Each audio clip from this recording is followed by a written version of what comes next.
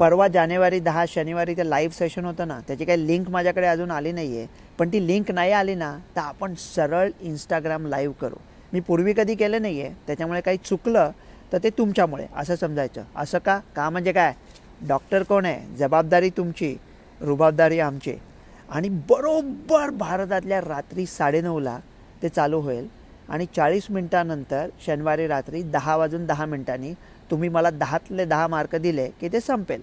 खूप चांगलं असेल आणि लोकांना रस असेल तर मी अजून अर्धा पाऊण तासही थांबू शकतो. अमेरिकेतली वेळ असेल शनिवार जानेवारी 10 सकाळचे 11 ईस्टर्न, पॅसिफिक टाईम म्हणजे 8 सकाळचे. झिम्बाब्वेमध्ये किती वाजले असतील तेव्हा? अहो, आपला झिम्बाब्वेशी काही संबंध आहे का? या सेशनमध्ये आपण फक्त मुद्द्याचं आणि रोखटोक बोलणार आहोत. अरे म्हणजे डॉक्टर रवी गोडसे येणार नाही आहेत का? येणार आहे तो, कसं फसवलं. पण म्हणजे मुद्द्याचं त्यातल्या त्यात मला जमेल तेवढं बोलेन. तुका म्हणे आपलं ज्यातल्या त्यात. आणि आता तुम्ही याच्यावर ना काही कमेंट, म्हणजे तुम्हाला काही प्रश्न विचारायचा असला ना मला, तर तुम्ही तो एक तर पूर्ण मराठीत लिहा किंवा पूर्ण इंग्लिशमध्ये लिहा. म्हणजे एका बाईने माझ्यावर कमेंट लिहिली होती माझ्या व्हिडिओबद्दल आणि मी पुढे काय करावं याच्याबद्दल पण सल्ला दिला होता. आणि ती कमेंट होती, गप रे माकडा. पण ते तसं लिहायचं असेल तर ते लिहा किंवा शटअप मंकी लिहा. तुम्ही असं लिहिलं ना इंग्लिशमधून मराठी तर ते मला नाही वाचता येत. आणि प्रश्न विचारायचे असतील ना ते काल्पनिक विचारा.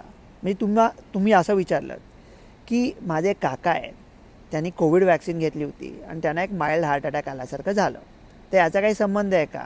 हा प्रश्न तुम्ही विचारला तर मला आधी ते सांगायला पाहिजे की हा वैद्यकीय सल्ला नाही, तुमच्या डॉक्टरशी बोला. व तुमचे काका कोण असतील, राघोबा दादा, त्यांचं बाकीचे काय डिसीज आहेत ते सगळं बघायला लागेल. त्याच्यापेक्षा तुम्ही काल्पनिक विचारायचं.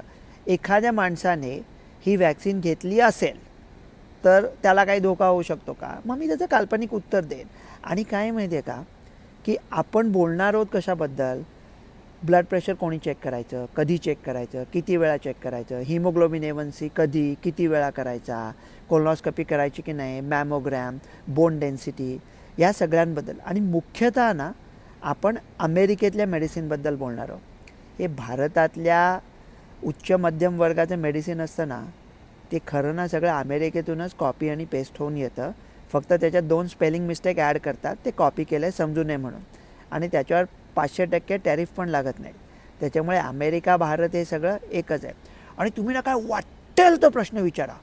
तुम्ही मला काय डॉक्टरचा कॉन्फिडन्स आहे यार, अर्जुन आहेत अर्जुन नाही हो, मी सहदेवच आहे. मी उत्तर देईन कुठे सांगितलं. तुम्ही प्रश्न काय विचारा.